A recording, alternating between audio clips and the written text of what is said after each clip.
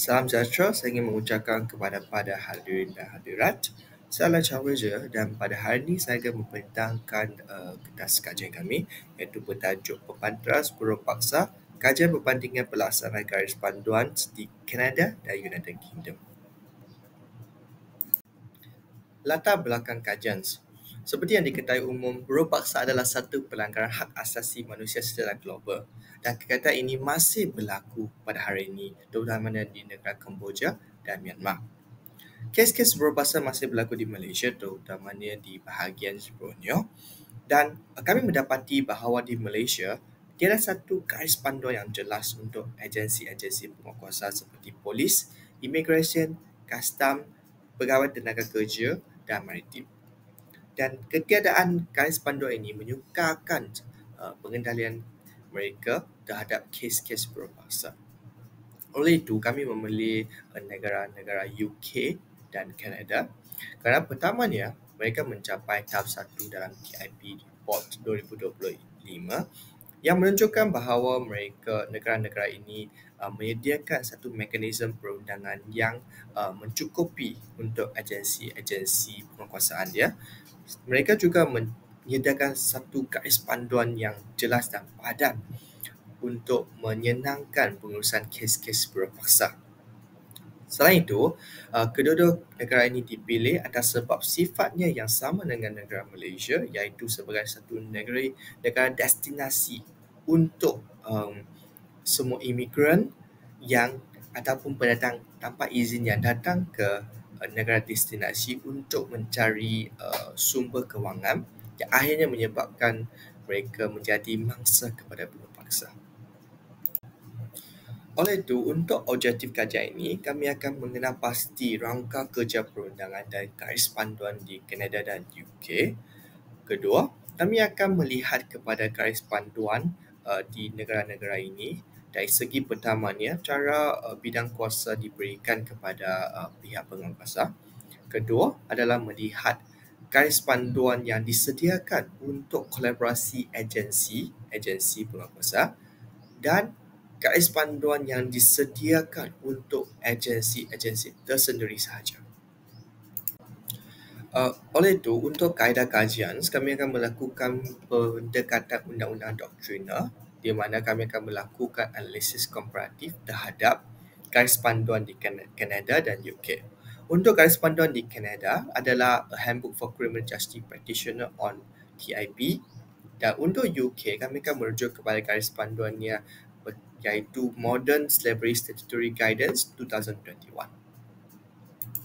Kami akan bermulakan dengan rangka perundangan di Kanada, di mana di Kanada, akta utamanya adalah IRPA 2002, Criminal Code, National Action Plan dan Supply Chain Act. Untuk makluman, pendekatan di negara Kanada adalah secara berlapis, iaitu bermula dengan federal, lepas tu sampai wilayah. Dan untuk garis panduan dari segi buruh paksa, negara Kanada mementingkan konsep victim-centered and trauma-informed approach untuk agensi-agensi penguasa semasa mereka mengendali kepada mangsa-mangsa buruh paksa. Dan di Kanada, mereka melibatkan pihak-pihak NGO dan sektor swasta dari segi terutamanya seperti yang saya menyebut iaitu victim protection, perlindungan mangsa, pengaksesan kepada mangsa yang berpotensi dari segi buruh paksa dan lain-lain. Manakala di UK, akta utamanya adalah Modern Slavery Act 2015 dan garis panduan utama adalah Statutory Guidance. Strukturnya adalah berbeza, di mana di UK strukturnya berpusat di bawah Home Office dan UK adalah menyediakan satu mekanisme dipanggil National Referral Mechanism, NRM. Mekanisme ini adalah padat di mana dia disediakan untuk semua agensi terutamanya sektor swasta dan agensi-agensi penguasaan kerajaan. Mekanisme ini menyediakan cara langkah bermula dari segi pengaksesan kepada mangsa yang berpotensi sehingga pengurusan kes dan sehingga tamaknya kes-kes berpaksa dikendalikan. Dan oleh itu, UK menumbuhkan satu Independent Anti-Slavery Commissioners IASC.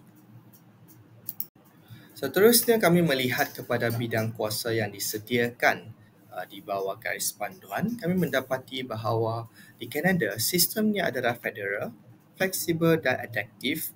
Manakala di UK seperti yang diketahui, mereka adalah bidang kuasa yang diberikan adalah dari segi sistem pusat, standard dan accountability.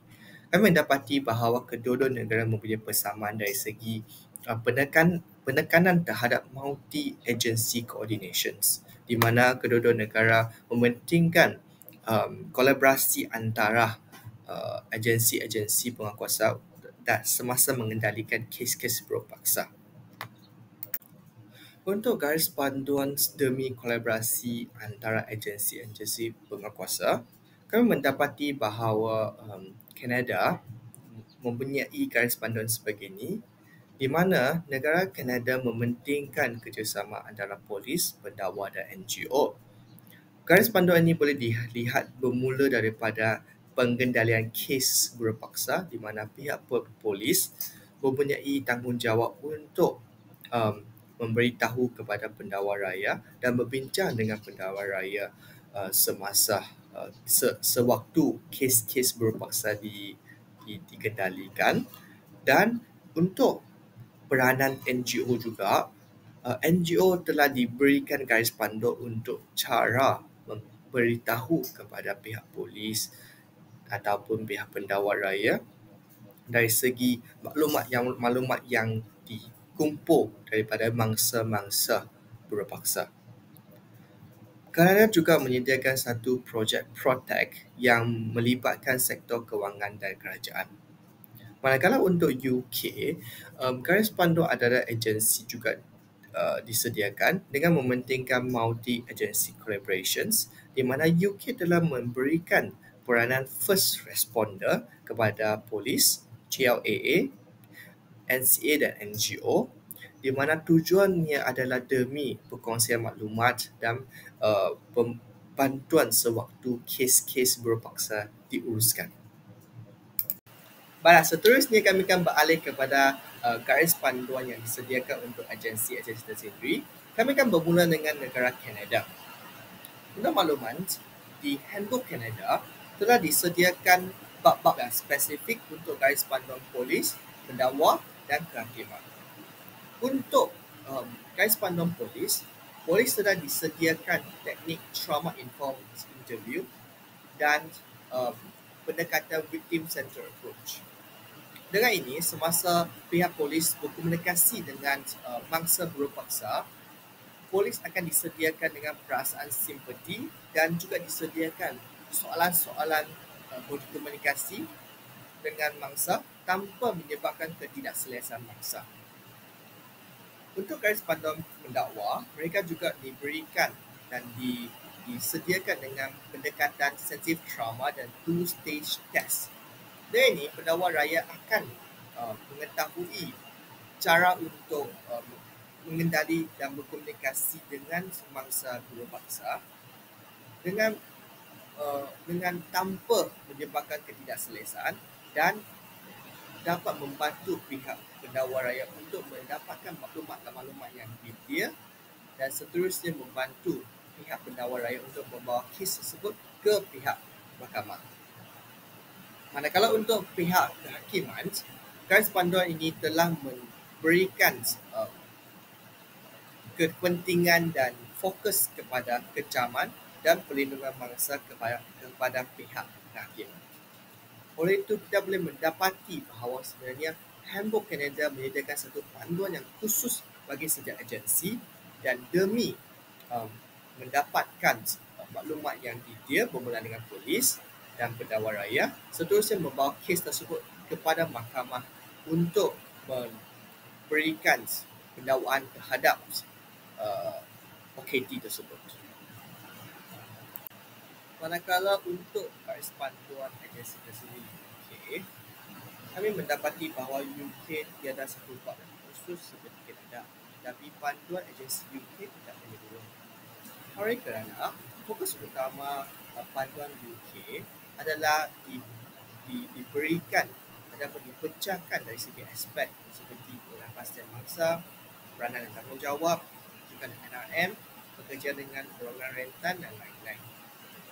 Walaupun panduan UK tiada bab khusus ataupun garis panduan khusus untuk agensi tersendiri seperti Kanada, namun kami mendapati bahawa dalam aspek contohnya pengapastian mangsa, garis panduan juga disediakan untuk pihak-pihak agensi yang terlibat.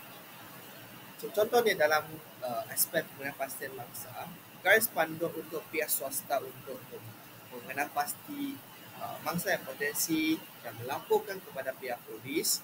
Seterusnya, pihak garis panduan pihak polis juga disediakan untuk membawa mangsa tersebut kepada pusat perlindungan dan lain-lain.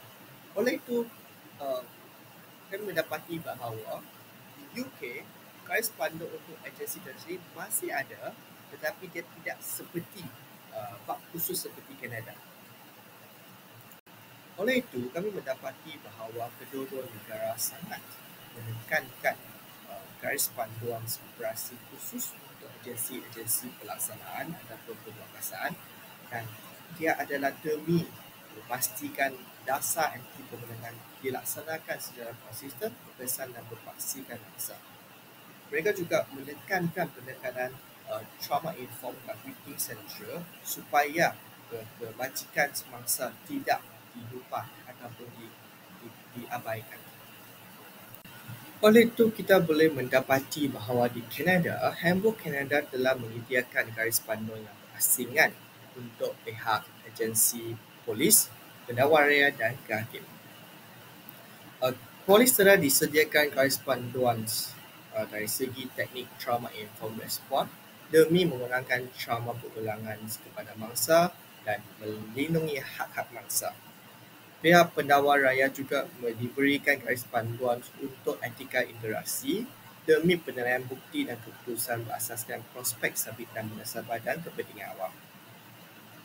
Oleh itu, kita boleh mendapati bahawa di Kanada, struktur adalah berasaskan persekutuan di mana panduan tersebut masih boleh disesuaikan di wilayah persekutuan. Jadi, dia merupakan satu kekuatan dari segi fleksibiliti tempatan dan mereka juga menekankan empati terhadap bangsa.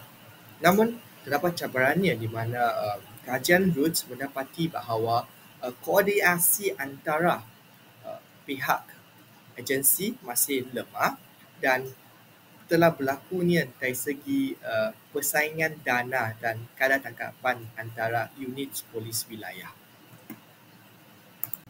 Di UK, kami boleh mendapati bahawa panduan UK merupakan satu dokumen yang komprehensif nasional di bawah NRM dan panduan ini menyatukan semua agensi-agensi yang terlibat. Panduan ini juga memberikan tekanan kepada penyelesaian pelbagai agensi dan latihan bersama. Kita boleh mendapati bahawa kekuatan panduan ini memberikan satu standardisasi prosedur dengan memberikan kawalan berpusat dan accountability ini adalah sangat tinggi. Namun, kajian Sarapov memberikan dan mendedahkan satu kelemahan di mana panduan UK masih gagal untuk memfokuskan kepada penguatkuasaan dan sempadan dan kurang menekan terhadap pemulihan mangsa dan isu struktur employee buruh.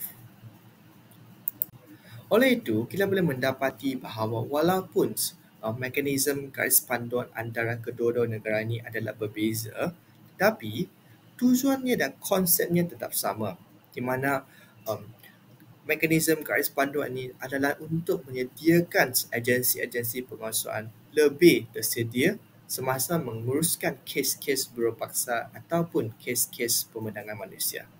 Itu saja daripada kami. Terima kasih.